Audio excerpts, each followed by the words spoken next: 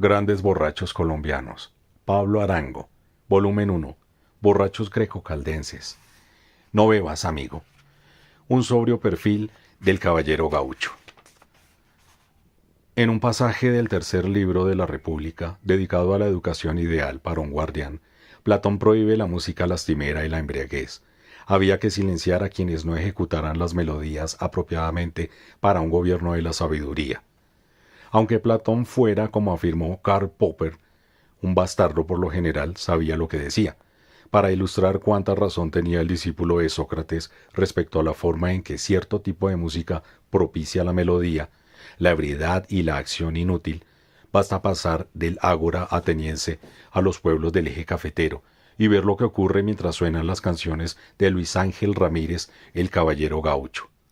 En cualquier esquina, en las estaciones de jeeps, en los buses y taxis, en los velorios, en los bautizos, en cada rincón de Quindío, Caldas, Risaralda y en ciertas partes de Antioquia, Valle y Tolima. Estas canciones son el permanente ruido de fondo de la vida de los borrachos desde hace más de 50 años. Decía Hegel que si pudiéramos acceder a los sueños de la gente de cierta época, tendríamos una visión muy aproximada del espíritu de ese lugar y tiempo. En el caso de esta región, al escuchar esas canciones, podemos asomarnos a lo que sueñan casi 3 millones de almas perdidas. La ironía elude a quien la busca conscientemente. Las mentalidades literales y melodramáticas, en cambio, la encontrarán sin darse cuenta. Uno de los casos más impresionantes que conozco es el de este cantante y sus seguidores. Durante décadas, varias generaciones de borrachos hemos sido impulsados al delirio alcohólico por las notas y la letra de No bebas, amigo. No bebas, amigo, que no vale la pena. Las copas no ayudan a olvidar. Amigo, no bebas demasiado. El consejo desde luego tiene su sabiduría, puesto que, como lo señaló Jerzy Leck, es posible cerrar los ojos a la realidad, pero no a los recuerdos. Debería apuntar aquí, de todos modos, que el caballero gaucho, el presidente perpetuo de una tierra alcoholizada por su música, no bebía. Además de ser el intérprete de lo que Gustavo Colorado llama la banda sonora del eje cafetero, Luis Ángel Ramírez encarna la paradoja neurótica de una zona particularmente alcohólica de un país alcohólico. Su carrera como cantante transcurrió de acuerdo con los cánones de lo que por aquí llamamos un hombre de bien, entregado a su oficio, sin escándalo, sin bebida y dedicado a sus familias sucesivas. Se casó 3 veces. Mientras tanto, en las cantinas, los prostíbulos y los billares, debajo de los parlantes que escupen su música a todo volumen, quienes crecimos con sus canciones, nos hundimos en el pantano absurdo de nuestras pequeñas mentes atormentadas por nada. En efecto, el caballero representa el extremo más conservador de esta región conservadora y al mismo tiempo es el motor sobrio del lado borracho y anarquista de una zona que también es anarquista. Esta paradoja ha sido señalada ya muchas veces.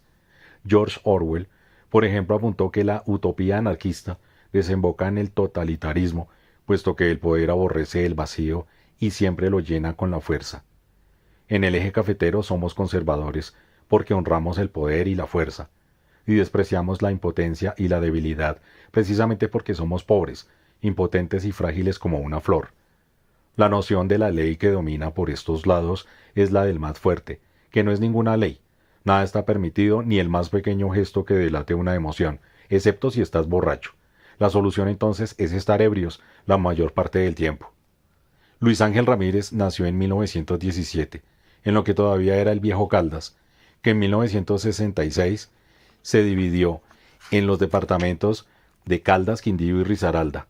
Hijo de don Pedro Antonio Ramírez, propietario de un granero en Pereira, y de doña Carmen Emilia Saldarriaga, su infancia y juventud transcurrieron según los cauces naturales de un lugar caracterizado por lo que los progresistas llaman falta de oportunidades. Mucho trabajo y poca plata.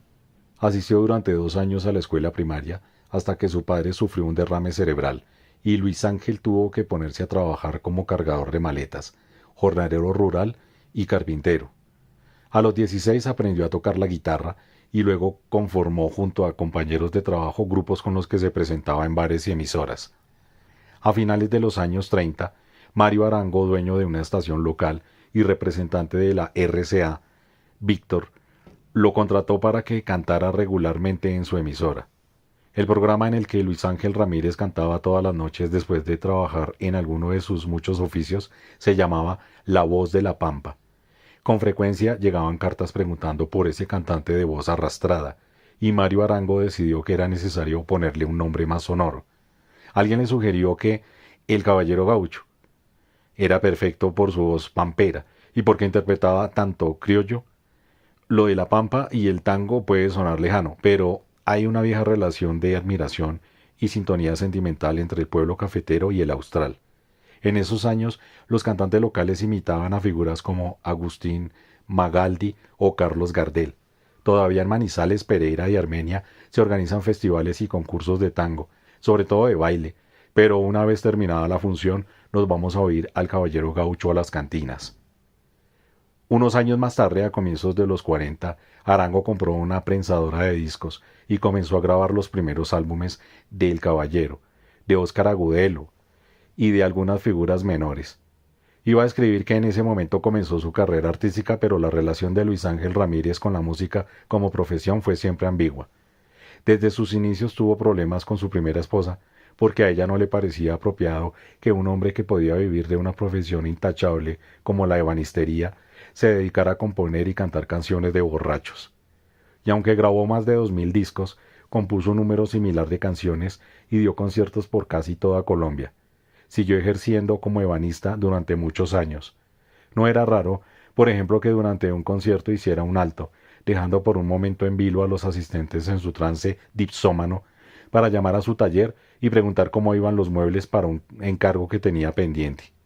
En 2006 intenté un acercamiento con la idea de escribir un perfil del caballero, pero gracias a su amabilidad, a su cortesía absoluta, resultó imposible. Siempre me recibió en la sala de su casa en La Virginia, un municipio donde transcurre la hasta ahora única novela de la región, Risaralda, de Bernardo Arias Trujillo, un borracho manzanareño, ni un paso más allá en su vida privada. En cuanto a su vida, a sus familiares y allegados, tampoco pude pasar de los diálogos y los datos más superficiales. Siempre redujo nuestra relación a la de periodista entrevistado, y no pude siquiera pillarlo en un pequeño momento de intimidad espontánea. Todo era preparado, hasta los habitantes más anodinos de la Virginia, los borrachos en las cantinas, repetían las mismas frases de solapa del disco. Luego Fernel Ocampo publicó una biografía, La vida oculta del caballero gaucho, un libro que le hacía honor al título solo porque no cuenta nada que no pudiera saberse ya. La vida oculta es precisamente la parte que no quedó registrada. Recuerdo que, cuando lo visité por primera vez en su casa, vi las puertas, las paredes, el piso, todo adornado con tallas de madera hechas por él mismo. Pensé tanto gusto por las formas, tanto afán por congelar una rima, por tallar una ramita o una flor en un madero, algo, cualquier forma discernible, el único pequeño triunfo que es posible contra el caos. Esa tensión a punto de romperse, ese equilibrio frágil en medio del delirio, ese clima físico y espiritual, quedan perfectamente retratados en este poema de Camilo Jiménez, escrito a propósito de la música del caballero gaucho. Tarde de domingo. La voz delgadita y en falsete del caballero, ¡ay! Los ojos cerrados y el ceño fruncido del tipo de bigote, botas y mano gorda agarrando la copa, ¡ay! El que tiene la cabeza sobre la mesa, desde hace horas, la levanta y tumba, una de las 30 botellas de cerveza que tiene al lado, ¡ay! Huele a orines, aquellos están que se fajan a machete. Eso que en las emisoras llaman música popular, la de cantina, no pertenece en realidad a ningún género. Las denominaciones que ha recibido a lo largo de los años reflejan esa incertidumbre. Uno de los nombres más viejos que recibió es huasca, que se refiere a la música de cuerda que les gustaba oír a los campesinos desplazados por la violencia política de los años 30 y 40, cuando se reunían a beber en los arrabales de las ciudades. Los urbanitas llamaban huascas a las gentes del campo.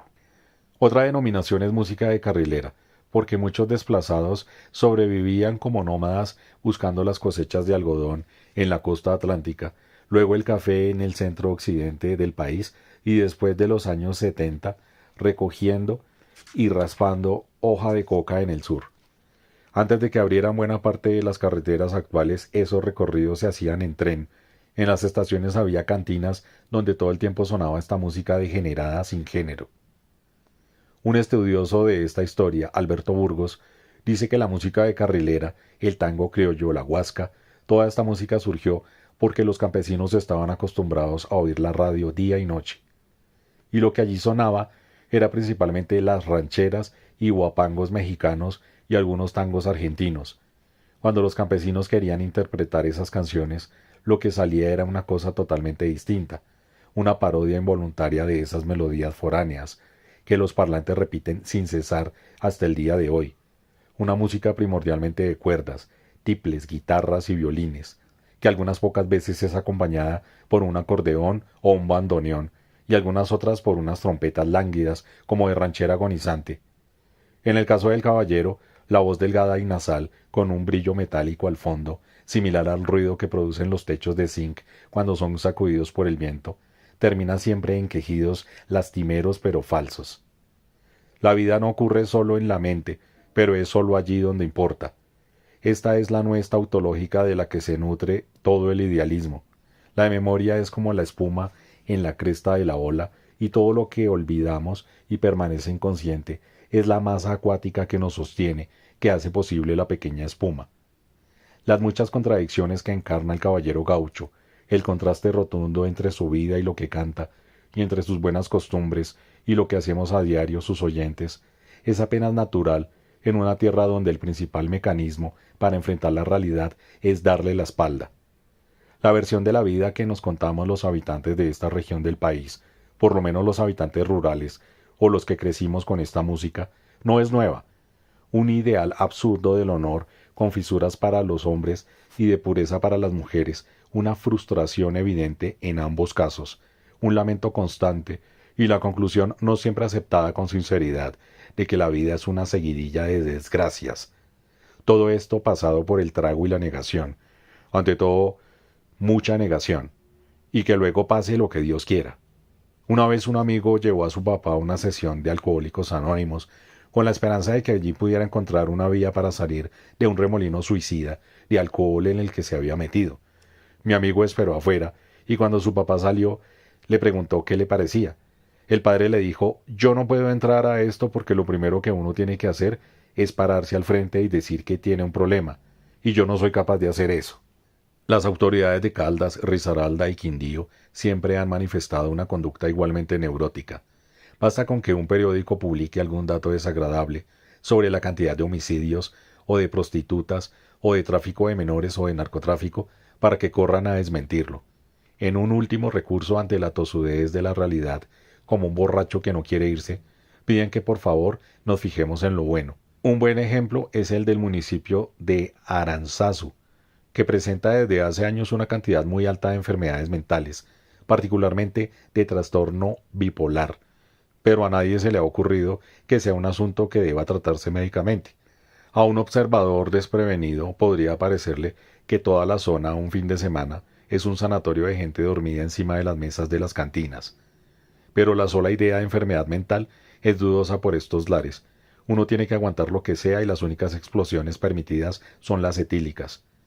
Me temo que los datos sobre la singularidad de Aranzazu en cuanto a la locura se deben a que ha sido mucho más estudiado por médicos y psiquiatras que el resto de los municipios de la zona. Pero si hicieran lo mismo con estos, quizá tendríamos el resultado paradójico de que lo normal por aquí es estar loco. Los hombres van a los bares de esta zona a emborracharse hasta perder el sentido. Llega un momento en que parecen muñecos tirados sobre las mesas. Cuando se desata una pelea, sin embargo cobran un dinamismo instantáneo y se propinan machetazos hasta que uno de los dos, el perdedor, cae al borde de la muerte. La escena se repite con botellazos y con menos frecuencia con revólver o pistola. Los hombres no lloran, o si lo hacen tiene que ser por una razón aplastante. En una de sus canciones más sonoras, el caballero canta: «No muestres tu dolor, no seas cobarde, niega que sufres y tu pena esconde». Luego se queja porque esa es la prédica de todo el mundo, de quienes no entienden que cuando llora un hombre es que no le queda ninguna esperanza. He visto a tipos que reciben un machetazo con lo que parece una sonrisa, llorar sin consuelo sobre una mesa al oír las letanías del caballero. Las mujeres son a un tiempo misteriosas y pérfidas. No puede saberse lo que anida en el corazón de una mujer, pero sí puedes estar seguro de que es mejor no enamorarse de ellas. Siempre vagarán mal. En un raro, quizás único momento de humor, el caballero comienza su alma de mujer con el viejo y fácil chiste masculino. Yo sé qué es lo que anuncian las estrellas cuando salen marchitas en oriente. Yo entiendo el vago ruido de la fuente en su fugaz correr, y entiendo muchas cosas de la vida, mas no sé de secretos sobrehumanos. La traición que se oculta en los arcanos de un alma de mujer. Estas mismas mujeres incomprensibles son seguidoras apasionadas de estas tonadas y cantan a voz en cuello letras misóginas sin inmutarse. Pero también la efusión emocional es un síntoma de inautenticidad. No le creemos del todo al que se queja, tampoco al que presume de su alegría. Una vez un amigo machista y bruto como todos los que crecimos bajo la orientación espiritual del caballero gaucho y compañía, me dijo que una razón para dudar de que las mujeres tienen sentimientos es lo histriónicas que son. Como no tienen sentimientos, decía, deben fingirlos y por eso se les nota tanto. Le dije que muchos hombres también somos melodramáticos. Y me respondió, exacto, a mí no me gustan las mujeres porque hablan como maricas. Para ayudar a preservar la poca integridad psíquica que nos queda, además del amor destructivo, está el consuelo que ofrece la creencia en Dios. Sin embargo, casi todas las evidencias nos indican que no hay a quien recurrir o que, si hay alguien, no tiene por qué importarle nuestro destino, como a nosotros no nos importan las hormigas. Desde el libro de Job hasta las quejas anónimas por el aspecto general del mundo, todo creyente sincero roza la blasfemia en algún momento. En Mi mala estrella, el caballero gaucho canta en primera persona el destino de un desgraciado que es todos los desgraciados y remata con la pregunta herética. Nací con mala estrella, nadie un favor me apunta, y la piedad del cielo también me abandonó. Perdóname, Dios mío, si te hago esta pregunta, ¿por qué el dichoso muere y el que padece no? En relación con la música y la actitud de Eric Satie y algunos de sus contemporáneos, Alex Rose escribió: su llaneza era urbana, no rural, frivolidad con una fuerte impronta militante. Exactamente lo contrario puede decirse de la música del Caballero y sus coetáneos. Óscar Agudelo, por ejemplo, su llaneza es rural, no urbana, gravedad sin compromisos, no hay militancia estética ni ética ni política. Es el solo recuerdo de que la vida termina en la muerte, y en medio están las penas de que el pobre sufre más que el rico, de que el mundo es injusto y no hay nada que hacer. Uno de los logros más notables del caballero es Viejo Juguete, una cima del melodrama, la historia del niño pobre que al correr por un juguete que un niño rico ha tirado a la calle es atropellado por un carro. Una canción que ha hecho llorar a varias generaciones. Es uno de los éxitos que más suena en las Navidades del eje cafetero, una época del año en que las riñas y los homicidios se duplican. El regocijo con el que Dylan Thomas declara que la muerte no tendrá dominio cuando todo haya pasado solo puede entenderse como una mueca irónica, o como el consuelo de quien agoniza, y aun como ironía falla cuando se trata de la aniquilación de la nada. Los únicos acordes que parece tocar la mente son las viejas obviedades de la desaparición y el exterminio. Todo es un espejismo pasajero, incienso en el altar de la mentira, canta el caballero en espejismo. Filósofos y antropólogos en la búsqueda de un rasgo que nos diferencie del resto de la naturaleza han señalado la sociabilidad, la razón, la conciencia, y en cada caso la evidencia nos niega el lugar especial, la tierra prometida donde no somos más estos animales desesperados, porque siempre aparece el aguafiestas que nos recuerda lo que ya sabíamos, que otros animales piensan, viven en comunidad y son conscientes, y que finalmente somos estos animales perdidos que no queremos ser, pero todavía parece quedar un reducto, el humor. Roger Scruton afirma con seguridad, por ejemplo, que la risa pertenece solo a los dioses y los hombres no a las bestias. Sea lo que fuere, lo que sí parece cierto es que si algo nos une al resto de la naturaleza es el llanto. Hay algo primitivo, ingobernable en los gritos de dolor, los aullidos y las lágrimas. Son lo que nos devuelve a nuestra condición de animales advenedizos que estamos aquí sin una razón y que desapareceremos de forma igualmente arbitraria. Pero en la lucha entre la civilización y la naturaleza, esta siempre triunfa. Borges dijo que Dios, que salva el metal, salva la escoria. Esta ley de la supremacía de lo abyecto parece gobernar también en lo que llaman el mundo de la cultura. No son los poetas sofisticados los que perduran, ni los ironistas ni los filósofos obtrusos. Son aquellos que repiten las mismas letanías desde hace siglos. Cuando la gente haya olvidado a Oscar Wilde o a Borges, todavía leerá el Génesis o el Eclesiastés. Todos los gestores culturales progresistas del eje cafetero se han estrellado contra este enigma. La gente no va a festivales de jazz, ni de teatro, ni de literatura, o filosofía, o música clásica, ni siquiera con entrada gratuita. Pero en los conciertos de música de carrilera del Caballero Gaucho y sus discípulos, los estadios rebosan de gente borracha, mujeres y hombres por igual. La última vez que vi al Caballero fue en Pensilvania Caldas, en 2012. En el pueblo conformaron una orquesta sinfónica estudiantil. Pero eso cuesta y es difícil convencer a la gente de que la plata gastada en profesores e instrumentos musicales distintos a guitarras y tiples rinde algún beneficio. Es más difícil convencer a un político, pues él necesita votos y la música clásica puede dar muchos frutos, pero no en las urnas. Así que un grupo de personas organizó un concierto del Caballero Gaucho y otros cantantes para recaudar fondos para la Sinfónica. El espacio acondicionado para el concierto era bastante amplio, pero no alcanzó. Fue gente de Manzanares, Marquetalia, Samaná, Manizales, de todos los municipios vecinos y otros más lejanos. Había además la sospecha de que era la última oportunidad de oír en vivo al Caballero, ya que tenía 95 años. La gente que no alcanzó a entrar en el tumulto que se formó en la zona del concierto sacó mesas a la calle y sintonizó la emisora local en la que se transmitía el concierto. Mujeres, hombres y niños estaban esperándolo. Entró en escena luego de varias figuras menores, anciano, lento, pero cuando comenzó a cantar todos sentimos el mismo torrente, eso que todavía nos estruja a pesar de la repetición insoportable, o gracias a ella. Eran 14 canciones. Él estaba muy viejo, pero no importaba. Todos estábamos borrachos. No sé si decir contentos, pero queríamos más. Un amigo, uno de los organizadores del concierto, le pidió que cantara otra tanda. El Caballero le dijo que estaba dispuesto a interpretar otras 14 canciones, pero que cobraría más porque los músicos que lo acompañaban, unos ancianos al borde de la tumba, no estaban ganando mucho. Pidió 500.000 pesos, una cifra ridícula, y cantó la tanda adicional. Un año después, el 9 de agosto de 2013, Luis Ángel Ramírez murió en Pereira.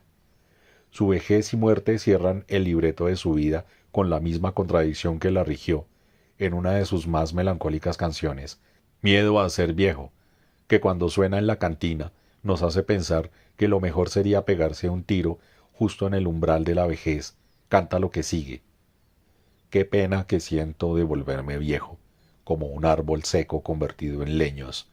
Ya sin ilusiones y a merced del tiempo, llegará el invierno, se enfriarán mis huesos, y vendrá la angustia de sentirme viejo. Pero no fue su caso.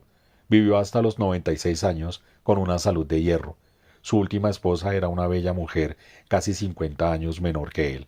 No sintió el frío sino el calor del amor de hijos, nietos y amigos que lo quisieron buenamente. La canción describe a los borrachos que lo siguieron y lo seguimos desde las mesas. Murieron y moriremos si llegamos a viejos como el árbol seco vuelto. Solo un tronco viejo, carcomido y pobre, tirado en el suelo. Unas vidas que transcurren entre el campo, las montañas y las cantinas, largos intervalos de sueño pesado pero nada reparador, con momentos de vigilia en los que se levanta la mirada para, como dice Erofeyev, beber, tirando hacia atrás la cabeza como un gran pianista. La voz del Caballero siempre desemboca en un lamento, y los acordes de tiples y guitarras también son gemebundos. Platón tenía razón, como si un alma fuera una proyección de la música que la penetra. Hay una simetría entre lo que sale por los altoparlantes y lo que ocurre en las mesas. Kierkegaard sugirió que uno de los rasgos distintivos de la experiencia humana es el deseo de repetición. A través de ella, Los fenómenos entran a formar parte de la vida y es así como accedemos a su significado, no racionalmente, sino mediante la inconsciencia, la recepción continua, como lo hace el cuerpo con el alimento. Aunque suena todo el tiempo, la gente no escucha la música del caballero. No se celebra un festival de este género, y no podría ser en sentido estricto un festival, sino la triste comunión de siempre entre un grupo de borrachos convocados por la inercia. La repetición ha hecho que estos acordes arranquen la verdad desnuda de esas vidas, nuestras vidas, un espectáculo patético y ridículo. Pero no se puede vivir con la verdad desnuda, así que por favor, sirvamos otro trago.